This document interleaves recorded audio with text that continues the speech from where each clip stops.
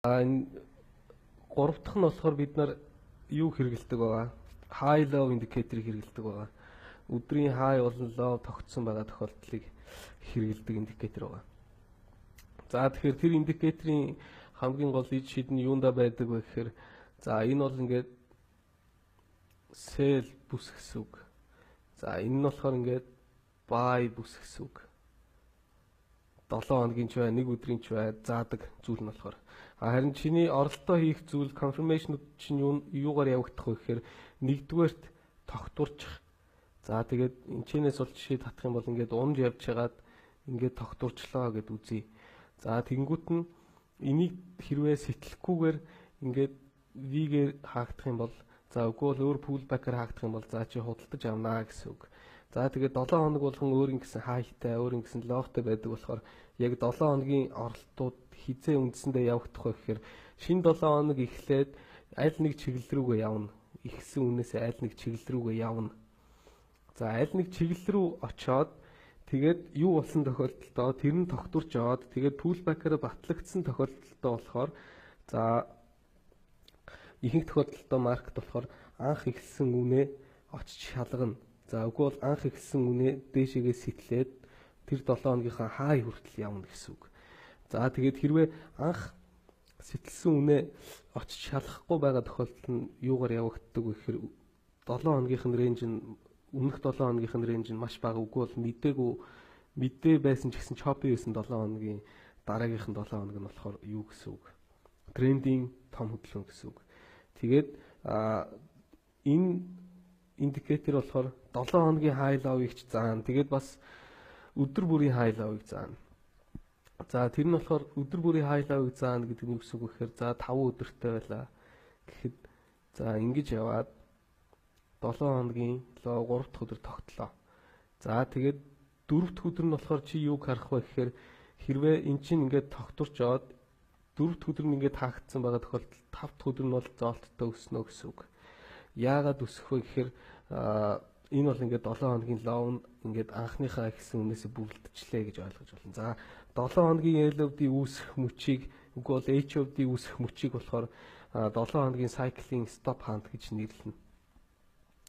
За тэгээ чи энэчнээс худалдаад авсан байлаа гэсэн тохиолдолд болохоор эднэр чинь бүгдээрээ чамд болохоор хизээч support resistance-ыг зурх шаардлагагүйгээр за үгүй бол оролдоо орцсон байхад нь хаана хаах вэ гэдгийг чинь бас давхар хэлж өгнө.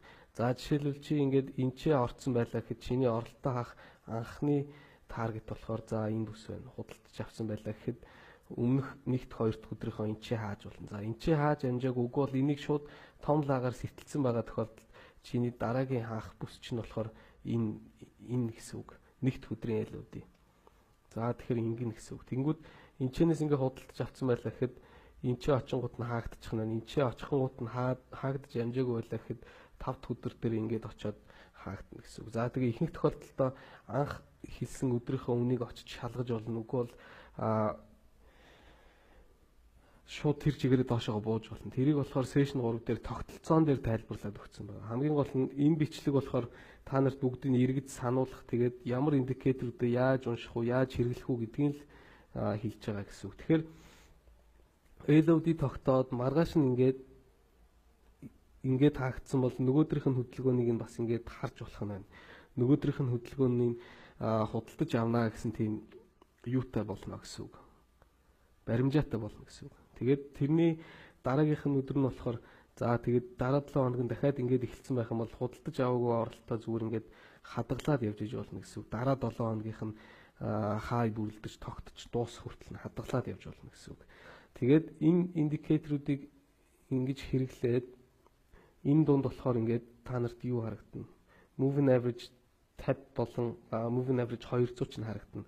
Тийм болохоор moving average энэчнээс ингээд худалдаад авсан байлаа гэхэд за энэ бол ингээд шалгагдчихлаа. Худалдаад авсан байлаа гэхэд энэчэн нь очингууд нь хаана. За тэгээд энэчэн нь очингууд нь хаагаад дээшээгээ сэтлэгдэх нь батлагдаад дахиад доошоогоо унтсан байлаа гэсэн тохиолдолд нь болохоор дахиад pullback-ыг хүлээж аваад худалдаж авч болно гэсэн үг. Тэгээд энэ high low indicator гэдэг бол нэг ёсондоо сувг гэсэн үг.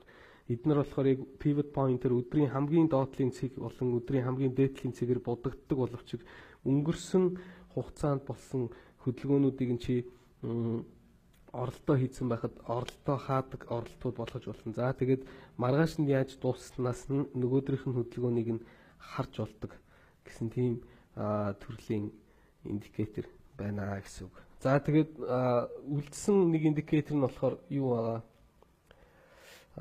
TDI гэсэн индикатор байгаа. TDI болон RSI тиймэрхүү төрлийн индикаторуудыг ихэнх хүмүүс яаж хэрэглэдэг вэ гэхээр ихэнх хүмүүс болохоор энд нь очингууд нь худалдаж авдаг, энд нь очингууд нь зардаг гэж ойлгодог. За гэтэл тэр бол тийм биш.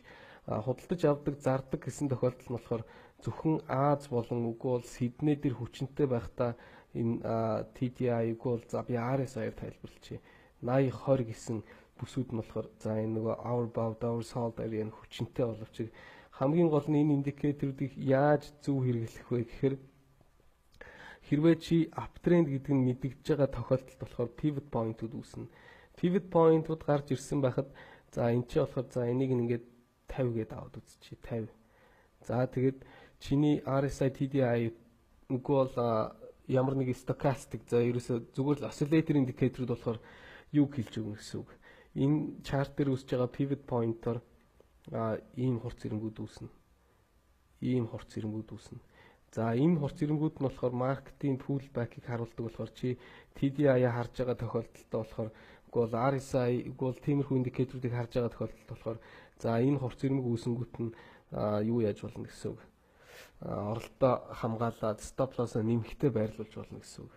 Би ерөөсөө stop loss-ыг яаж зөөж тавих вэ гэдэг талаар нэг бичлэг хийж байрлуулна одоо. За тэгээд тренд байгаа тохиолдолд тренд өсөж яваа тохиолдолд болохоор ерөөсөө энэ RSI чинь ерөөсөө ямар байх нь ерөөсөө хамаагүй. Ийм дээшээгээ сэтэлцэн энэ 68 үгүй бол за 80 гэдэг бүсийг нь сэтэлцэн байсан ч гэсэн өсөж явах нь хамаагүй. Хамгийн гол нь 80-аа буцаж очиод энчээ ингээд юу үүсэнгүүт нь энэ бол ингээд pullback л гэсэн үг. Pullback гэсэн үг. Хэдий ингээд сэтэлцэн байсан ч гэсэн дахиад үрдэр шалгалаа тэр нь ингээд бас pullback гэсэн үг. За тэгээд маркет өссөн байхад нь TDI RSI-ийнхаа ерөөсөө ямар аль бүст байгаа гэдгийг огт харахгүйгээр хурц эренгүүдэд харах юм бол та нар яг pullback-а энэ индикаторээс харж болно. Харин оролдоо хаадаг, оролдоо зардаг, оролдоо хаадаг тийм бүс нь юу байх вэ гэхээр ердөөсөл TDI дээр болохоор ийм зүйл байгаа. Bollinger Band гадуур нь ийм хүрээтэй байдаг. Bollinger Band гадуур нь хүрээтэй байдаг. За тэр нь болохоор за ингэж яваад инглээ гэж үзье. Тэр тохиолдолд болохоор чи ингээд худалдаж аваад одоо үгүй бол за энэ чи даун тренд байлаа гэж зарлаа гэхэд за энэ ч нэг pullback, энэ ч нэг pullback дахиад ингэж явагдаад энэ ч нэг pullback гэж харж агаад хаана хаах вэ гэхээр ердөөсөл энэ Bollinger Band-ыг сэтэлцэн байгаа тохиолдолд хаана гэсэн үг. Тэгээд тэр дотор нь давхар нөгөө moving average 5.13-ыг заадаг индикаторууд байгаа. Энэ бол ингээд ногоон улаантай байдаг. Тэгээд тэр нь болохоор зүгээр трендэл хэлж өгдөг. Ногооныхон доор улаан байх юм бол заарна гэсэн үг. Улааныхон доор ногоон байх юм бол худалдаж авдаг төрлийн оролтууд байна л гэсэн үг. Тэгээд хамгийн гол анзаарах зүйл нь болохоор ерөөсөө юу ах хэрэгтэй. Чарт дээр чинь pullback-ыг зааж өгдөг зүйл нь болохоор TDI-ийн хурц эренгүүд за оролтоо хаадаг. Үгүй бол шинээр оролт нээх гэж байгаа бол оролтоо ордог зүйл нь болохоор зарцсан байлаа гэхэд зөвхөн Bollinger Band-ыг сэтлэнгүүт нь хаана тэгээд худалдаж авч эхэлж болно. Гэхдээ худалдаж авч эхлэхийн тулд confirmation байх хэрэгтэй болохоор за тэр нь болохоор юугаар MV-гээр үгүй бол pullback-аар харагддаг тийм хөдөлгөөн л гэсэн үг. За тэгээд өөр нэг үлдсэн индикатор нь болохоор 7 юу байгаа session индикатор байгаа. Тэр бол зүгээр л рейнжийг нь тодорхойлдог. Гэхдээ маргааш нь stop hand хаана болох вэ гэдэг нь хаагдсан US session-ийнхаа дээшгээ 30 60 90 pip дотор л хөдөлдөг хөдөлгөөн болохоор тэрийг болохоор өөр зүйлд ашиглаж болно. Тэгээд бид нар иймэрхүү төрлийн индикаторуудыг хэрэглэдэг байх нэ.